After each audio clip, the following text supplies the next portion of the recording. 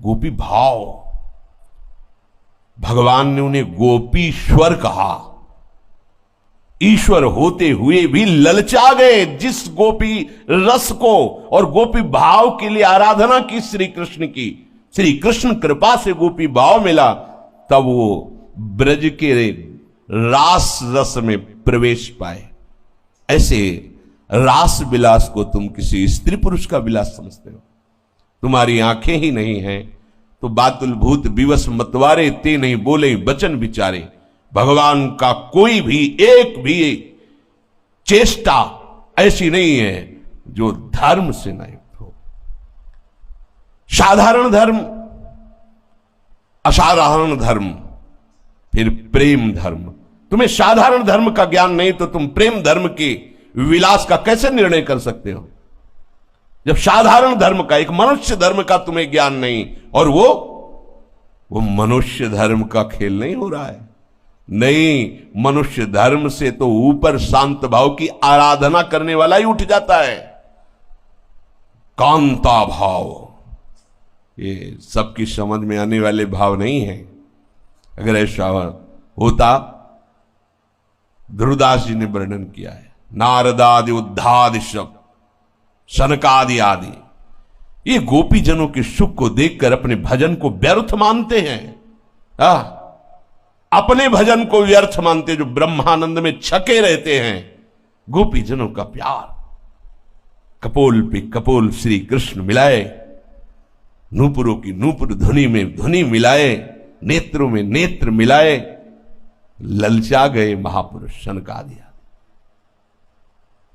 जिनकी एक झलक पाने के लिए बैकुंठ में जाते हैं, जरा सा विक्षेप पड़ता है तो आवेश आ जाता है। कितना प्यार करते हैं रूप दर्शन का, और उसी रूप का ये पान कर रही हैं। पान ही नहीं, अपने में समा रही हैं। कैसे कोई इस रास को समझ पाएगा? वो रास को समझते हैं स्त्री पुरुष का विलास। नहीं नहीं, बड़े बड़े योगियों की पहुंच की भी बाहर की बात है। अगर कोई साधारण भाव से इसे ले तो वो अपने ऊपर अपराध ला देगा, मलिनता और बढ़ेगी। बृहस्पति शिष्य भगवान के समान ज्ञान रखने वाले उद्धव जी एक चेष्टा को देखकर बिक जाते हैं गोपी जनों की। कितनी ऊंची महान स्थिति गोपी, वो जान रहे हैं। वो भी पूरी नहीं, तभी चरणों में लौटते हैं कि मुझे यहां की कोई घास औषधि बना दी जाए जिससे इन गोपियों की चरण धूलि मुझे मिलती रहे। श्री कृष्ण सानिध्य को निरंतर प्राप्त महापुरुष गोपी जनों की भावदशा को देखकर गोपी जनों की चरण धूलि सतत पड़ती रहे, इसलिए यहां ब्रज की वो लता गुल्म औषधि बनना चाहते। उद्धव जैसे महात्मा जिनकी चरण रज लेने के लिए गुल्म लता औषधि जड़ बनना चाहते हैं, वो गोपी जन कोई स्त्री है? उनका श्री कृष्ण से, जिन श्री कृष्ण का नाम नहीं ले सकते, उन श्री कृष्ण को अपने हृदय से लगाती है। कितनी महिमा है। तुम पुरुष स्त्री देखते हो, तो हमारे प्रभु स्वयं कह रहे हैं, न मे पार्थास्ति कर्तव्यम त्रिषु लोकेषु किंचन नानवाप्तमवाप्तव्यम वर्त एव च कर्मणि। अलग अलग लोकों की 9 किशोरी सुंदरियों ने जब ब्रज गोपियों का ये सुख सुना, क्योंकि भगवान की जो ब्रज लीला तो संपूर्ण लोकों में नारद जैसे बड़े बड़े महात्मा गान करते, बड़े बड़े राजाओं की सभा में, यहां वर्तमान लीला को, उन लीलाओं को सुनकर उन 9 किशोरी सुंदरियों ने सोचा, क्या मुझे भी पति रूप में श्री कृष्ण प्राप्त हो सकते? बड़े बड़े महात्माओं से प्रश्न किया, उनका हां,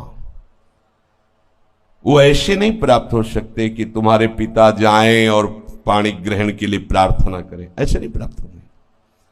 इतनी सामर्थ्य नहीं किसी में। वो तो भगवान की जो दिव्य सहचारणी शक्तियां हैं वही प्रकट हुई अष्टपट रानियों के रूप में। बड़े बड़े महात्माओं ने, देवर्षि नारद जैसे, सब ने बताया कि भगवान का एक आंतरिक स्वभाव हम तुम्हें बताते हैं, कमजोरी। यदि तुम भाव से अंदर विकल हो जाओगी तो वो तुम्हें स्वीकार कर लेंगे। तुम्हारी सामर्थ्य नहीं कि वहां पहुंच करके तुम ऐसा कहो, वो विधान बना देंगे। तो नागलोक की, देवलोक की, गंधर्वलोक की, रसातल, पाताल, तलातल, बड़े बड़े इन लोकांतरों की जो सुंदर सुंदर कन्याएं थी, सबने मन में भावना की कि श्री कृष्ण हमें पति रूप में प्राप्त हो।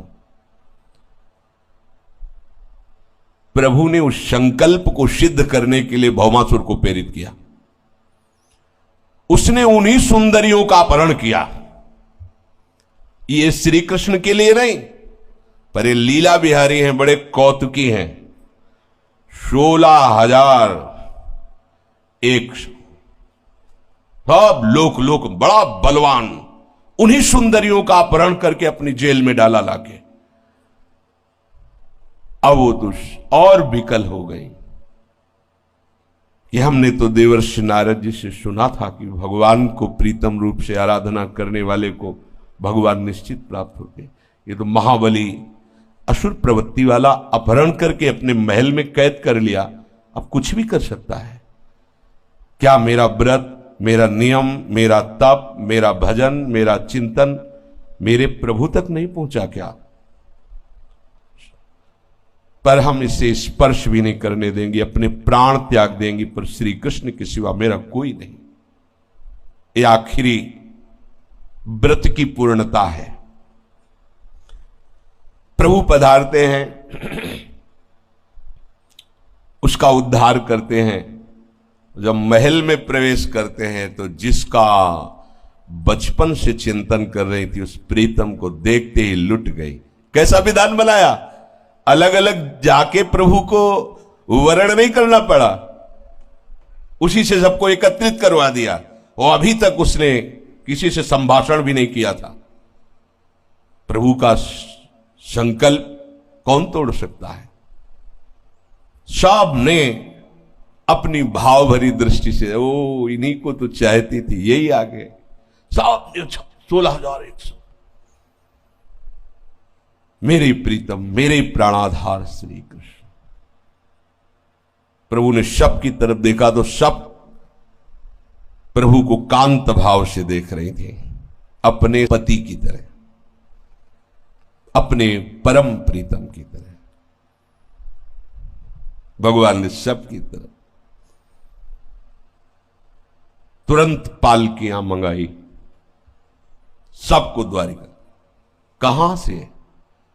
उनकी आराधना कहां थी? अलग अलग प्रांतों में, अलग अलग लोकों में। कैसे एकत्रित किया?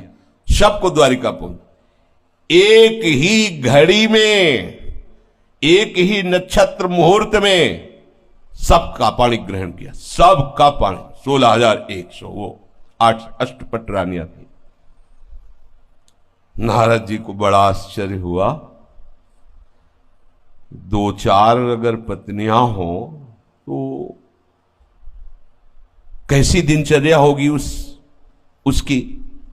और जिसके 16,108, उनकी दिनचर्या कैसी होगी? मतलब कौन से मिनट में किससे मिलते होंगे भगवान? भगवान कहते मेरे लिए कोई कर्तव्य कर, फिर भी मैं सावधानी से जैसा रूप धारण करता हूं वैसे ही कर्तव्य कर्म का पालन करता हूं। देवर्षि नारद जी के मन में बात आई कि 16,108 रानियों के 16,108 महल हैं। अब एक लाइन में 16,108 महल। महल कोई झोपड़ी थोड़ी है, द्वारिकाधीश की महारानियों के महल है। मतलब अगर दिन भर घूमा जाए तो 16,108 के दर्शन करना मुश्किल हो जाएगा पूरे महलों के। सबके लिए अलग अलग महल। कौन सी दिनचर्या भगवान की हो गई? क्या करते होंगे भगवान, कैसे मिलते होंगे सबसे। फोन तो था नहीं उस समय कि फोन से बात कर लेते कि भाई देखो ज्यादा विकल मत होना, रविवार के दिन तुम्हारा साल में कितने दिन होते हैं, 300, और ये कितने 16,108, तब कई वर्ष बाद नंबर आएगा मिलने का। नारद जी को बहुत लगा कि कैसे वो रानियां रहती होंगी जो इतना प्रभु की आराधना किए हुए महापुरुष हैं, वो कांत भाव से प्रभु को बज रही, प्रभु उनकी भावना का कैसे, एक ही शरीर से एक ही समय में 16,108 महलों में कैसे बर्ताव करते होंगे। देवर्षि नारद जी को बड़ी उत्सुकता हुई कि इनकी दिनचर्या देखें जरा, क्या दिनचर्या है प्रभु की। द्वारिका पहुंचे। द्वारिका तो भगवान की ऐश्वर्य भरी दिव्यपुरी है। वैकुंठ से भी द्वारिका की महिमा श्रेष्ठ है। स्थूल से सूक्ष्म, सूक्ष्म से कारण, कारण से ब्रह्म, और फिर ब्रह्म से भी श्रेष्ठ वैकुंठपुरी का, वैकुंठ से भी श्रेष्ठ द्वारिकापुरी, द्वारिकापुरी से भी श्रेष्ठ मथुरापुरी, मथुरापुरी से भी श्रेष्ठ ब्रजमंडल, और ब्रजमंडल से भी श्रेष्ठ गोष्ठ वृंदावन, गोष्ठ वृंदावन से भी श्रेष्ठ गोपी वृंदावन, और गोपी वृंदावन से भी श्रेष्ठ नवनिभृत निकुंज वृंदावन, जिसे किशोरी जी का महल कहा जाता है। तो द्वारिकापुरी में देखा इतने सुंदर सुंदर उपवन, उद्यान, सरोवर खिले हुए पुष्पों से, तरह तरह के रंग बिरंगे दिव्य पक्षी कोलाहल कर रहे हैं। निर्मल जल से भरे हुए सरोवरों में नील, लाल, श्वेत भांति भांति के कमल खिले हुए हैं। नवजात कमलों की भीड़ लगी हुई है। हंस सारस कलरव कर रहे हैं। द्वारिकापुरी में स्फटिक मणि और चांदी के, स्फटिक मणि और चांदी के, स्फटिक मणि भी श्वेत होती है, चांदी भी श्वेत होती है। 9 लाख महल पंक्तिबद्ध बनाए गए थे, बड़े बड़े। उनकी फर्शें महामरकत मणि की, पन्ने की, जगमग जगमग कांति महल की फर्श की, हीरों की बहुत सी स्वर्ण से ऐसी पच्चीकारी की गई थी, देखते बनते थे महल द्वारिकाधीश के। और जो राजपथ था बहुत ही सुंदर, स्वच्छ, और आसपास की नारी रत्नों से जटी हुई, बीच में राजपथ, फिर छोटी छोटी गलियां, चौराहे, बाजार, ऐसे सुंदर सुंदर पशु पक्षी। नारद जी देखते ही आनंद मगन हो गए। द्वारिकापुरी में प्रभु श्री कृष्ण चंद्र जी का अंतःपुर, अंतःपुर कहते हैं जहां प्रभु की शक्तियां विराजमान, रानियां विराजमान है। बड़े बड़े लोकपालों का जहां प्रवेश नहीं, केवल डेहरी को प्रणाम करते हैं, वो अंतःपुर। लोकपालों का भी प्रवेश नहीं प्रभु के महलों में। भगवत स्वरूप विश्वकर्मा ने अपनी सारी कला कौशल लगा करके इन महलों का निर्माण किया है। अंतःपुर में अर्थात रनिवास में 16,108 महल है। उनमें से एक प्रथम महल में देवर्षि नारद जी ने प्रणाम करके प्रवेश किया। मूंगों से जटित बैदूर्य मणियां, इंद्रनील मणियां दीवारों में जगमग जगमग हो रही थी। बड़ी सुंदर सुंदर बिछौने बिछे हुए थे जो चमक रहे थे। मोती की लड़ियां महल में, चंदोवे, हाथी दांत के बने हुए आसन, श्रेष्ठ श्रेष्ठ पलंग जिनमें मणियां जटित हैं तो पलंग भी तेजों में दिखाई दे रहे। और एक ही महल में सहस्त्रों दासियां बहुत सुंदर सुंदर आभूषणों से सुसज्जित, स्वच्छ, तेजस्वी, सुसज्जित, ऐसे वो सेवा में लगी हुई है। और हजारों सेवक अंतःपुर के बाहर जामा पगड़ी, सुंदर सुंदर गहने, जड़ाऊ कुंडल धारण किए हुए सावधानी से महल की रक्षा कर रहे हैं। ऐसी धूप है जिसकी गंध से मतवालापन प्रकट होता है। रंग बिरंगे पक्षी छज्जों पर बैठे हुए बोल रहे हैं। इतने ऊंचे ऊंचे महल मानो बादलों को छू रहे हो। देवर्षि नारद जी बड़े आनंदित हो रहे द्वारिकापुरी की शोभा देखकर। अब इनके लिए तो कोई रोक है नहीं, सीधे गए तो देखा महालक्ष्मी स्वरूपा रुक्मिणी जी के साथ बैठे प्रभु कुछ वार्ता कर रहे हैं और रुक्मिणी जी अत्यंत सुकोमल कर कमल में पंखा लिए हुए प्रभु पर से वायु कर रहे हैं। यद्यपि रुक्मिणी जी के महल में भी वर्णन हुआ हजारों दासियां हैं, पर वो प्रभु की श्रीअंग सेवा स्वयं करती है। नारद जी देखते ही प्रभु से नेत्रों से, क्योंकि प्रभु का ब्रह्मण्य देव नाम है, भक्त अपने स्वामी को जैसे प्रसन्नता हो वैसा ही करता है। तो प्रभु का और नारद जी का एक बात फिट की गई थी। नारद जी ने कहा कि प्रभु आप तो हमारे स्वामी, बोले सभा में नहीं, एकांत में आप हमें साष्टांग दंडोत करना, सभा में हम आपको करेंगे। एकांत में तो तुम्हारे आराध्य देव हैं, पर सभा में संत हमारे आराध्य देव हैं। नारद जी को देखते ही बड़ी शीघ्रता पूर्वक प्रभु पलंग से कूद पड़े और नारद जी के युगल चरणों में साष्टांग दंडवत किया। हजारों दास दासियां सब नारद जी कांप रहे कि प्रभु आपकी आज्ञा के कारण चुपचाप खड़ा हो, नहीं तो इस समय मैं आपके चरण पकड़ लेता। द्वारिकाधीश का महान मुकुट नारद जी के चरणों में और हाथ जोड़ करके प्रभु खड़े हुए, अहो भाग्य अहो भाग्य, आइए पधारिए। और अपने आसन पर बैठा रहा, अपने आसन पर। परीक्षित इसमें संदेह मत करना। देखो श्री सुखदेव जी कितने सावधान है, कहे कि संदेह मत करना, ये चराचर जगत के परम ईश्वरों के भी ईश्वर जगत गुरु हैं, पर ये आचरण करके दिखाते कि घर संत आवे तो कैसा आदर करना चाहिए।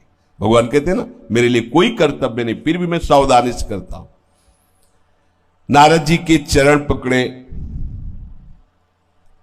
रुक्मिणी जी से तुरंत कलश में जल, चरण प्रक्षालन। देखो परीक्षित, जिनके चरण का धोवन गंगा जल सारे जगत को पावन करता है, वो प्रभु नारद जी के चरण पखाड़ रहे हैं। परम भक्त वत्सल, संतों के परम आदर्श प्रभु आचरण करके दिखा रहे हैं। प्रभु संतों को अपना आराध्य देव मानते हैं, संत प्रभु को अपना आराध्य देव मानते हैं। ये तो नारद जी हैं। जगन्नाथ जी स्वयं माधवदास बाबा की सोच भरी लंगोटी को धो धो के समुद्र से ऐसे सुखा रहे, फैला रहे। बाबा की दृष्टि पड़ी कि मुझ अकिंचन गरीब की कौन सेवा कर सकता है।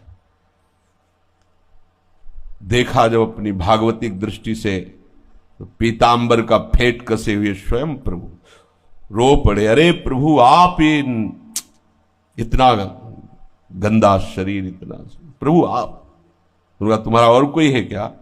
वो प्रभु आपकी बस, जिसका मेरे सिवा कोई नहीं, तो मैं ही तो सेवा करूंगा, फिर और कौन करेगा? देख लो, अपने पार्षद को नहीं किसी को आज्ञा की, स्वयं प्रभु श्री कृष्ण जी स्वयं अपने कर कमल से नारद जी के चरण पखार रहे हैं। और अहो भाग्य, ये संत चरणामृत हमारा मंगल करेगा। मंगल भवन प्रभु नारद जी का चरणामृत लेके अपने रुक्मिणी जी के ऊपर महल में छिड़क दो, क्योंकि संत चरणामृत मंगल करता है। सर्वदर्शी पुराण पुरुष जगत गुरु भगवान श्री कृष्ण शास्त्रोक्त विधि से नारद जी की पूजा करते हैं। फिर हाथ जोड़कर अमृत भरे मीठे वचनों से नारद जी का स्तवन करते हैं। प्रभु आप तो पूर्ण हैं, क्योंकि आप संत हैं। समग्र ज्ञान, वैराग्य, धर्म, यश, श्री, ऐश्वर्य सब आपके आश्रित है। आप आज्ञा कीजिए मैं आपकी क्या सेवा करूं। ऐसा प्रभु ने देवर्षि नारद जी से कहा। नारद जी तो देवर्षि नारद जी ने कहा अद्भुत अद्भुत, क्योंकि जान रहे ना देवर्षि नारद जी कौन। अद्भुत प्रभु, आप समस्त लोगों के ईश्वर हैं, स्वामी हैं, मुझे पता है। ये जो आप कर रहे हो मुझे कोई आश्चर्य भी नहीं हो रहा है, क्योंकि आपके लिए कोई नई बात नहीं है। आप अपने प्रेमी भक्तों से कितना प्यार करते हैं ये भक्तजन ही जानते हैं। प्रभु, आप दुष्टों के लिए भयानक काल रूप हैं, जिनका काल रूप में भ्राता, लेकिन भक्तों के लिए आप उनके लाडले हैं। परम यशस्वी, जगत की स्थिति और पालन और लय ये आपकी स्वेच्छा से होता मैं जानता हूं, भली भांति जानता हूं कि आप कौन हैं। प्रभु, ये तो मेरे बड़े सौभाग्य की बात है कि मैं आपके श्री चरणों के दर्शन पा रहा हूं। आपके श्री चरण कमल संपूर्ण जगत का परम कल्याण करने में समर्थ है, मोक्ष प्रदान करने में समर्थ है। ओहो, आपके ज्ञान की कोई सीमा नहीं है। भगवान ब्रह्मा, शंकर आदि बड़े बड़े आपका केवल चिंतन करते रहते हैं। वो आपका आश्रय लिए हुए हैं, तभी ब्रह्मा जी सृष्टि का सृजन करते, महादेव जी लय करते हैं, भगवान नारायण पालन करते हैं। प्रभु, आप कोई भी लीला करें, पर हम पर तो बस इतनी कृपा करें कि मेरे में सदैव आपकी स्मृति बनी रहे। ये खास बात, मैं सदैव आपके स्मरण में मगन रहूं, चाहे जहां रहूं, चाहे जैसे रहूं, बस आप मुझे स्मृति प्रदान कीजिए, या आपकी याद में मैं डूबा रहूं। प्रभु ने नारद जी को भोग पवाया। नारद जी ने कहा अच्छा, बड़ी शीघ्रता से दूसरे महल में पहुंचे। वहां प्रभु अपनी प्राण प्रिया और उद्धव जी के साथ बैठे हुए चौसर खेल रहे थे। जो ही देखा देवर्षि खड़े हो गए, उद्धव जी भी और सत्यभामा जी भी प्रणाम किया। वैसे ही साष्टांगन, आओ आओ। कब आए नारद जी? अभी पीछे पूरा स्वागत सम्मान, बगल वाले महल में नारद जी देख रहे कोई खिड़की तो है, लेकिन कूद के आ गए, बिल्कुल जैसे पहली बार मिले हो। आप यहां कब पधारे? देवर्षि नारद जी द्वारिकापुरी में कब पधारे आप तो परिपूर्ण आप्तकाम महात्मा हैं, हम लोग गृहस्थ हैं, अपूर्ण हैं। आप हम जैसे गृहस्थों पर कृपा करने के लिए घर पधारते हैं, अहो भाग्य। भला हम जैसे गृहस्थ आपकी क्या सेवा कर सकते हैं? नारद जी आश्चर्यचकित हो रहे। भगवत स्वरूप नारद, आज कृतार्थ करने के लिए कोई आज्ञा तो कर दीजिए। मुझ सेवक को अपने श्री चरणों की सेवा का अवसर दीजिए, हमारा जन्म सफल हो जाएगा। नारद जी मंद मंद मुस्कुरा रहे। हाँ, ठीक है। बीणाली भागे वहां से, सोचे एक महल छोड़ के आगे वाले में, वहां अगले महल को छोड़कर अगले महल में गए। वहां देखा प्रभु के जो छोटे छोटे बालक हैं उनके साथ प्रभु खेल रहे हैं। फिर प्रणाम, नारद जी सुन नहीं रहे, प्रणाम नमस्कार। 10 महल छोड़ करके फिर वो गए तो वहां सेवक जन प्रभु के स्नान की तैयारी कर रहे हैं। प्रभु चौकी पे विराजमान है, प्रभु का अभिषेक हो रहा है, स्नान कराया जा रहा है। सेवक जन प्रभु उसी स्थिति में खड़े होके नारद जी को साष्टांग दंड। नारद जी कुछ नहीं सुने, फिर भागे। ओ अगले महल में गए तो वहां प्रभु हवन कर रहे हैं। जो जो वैदिक क्रियाएं हैं उसके अनुसार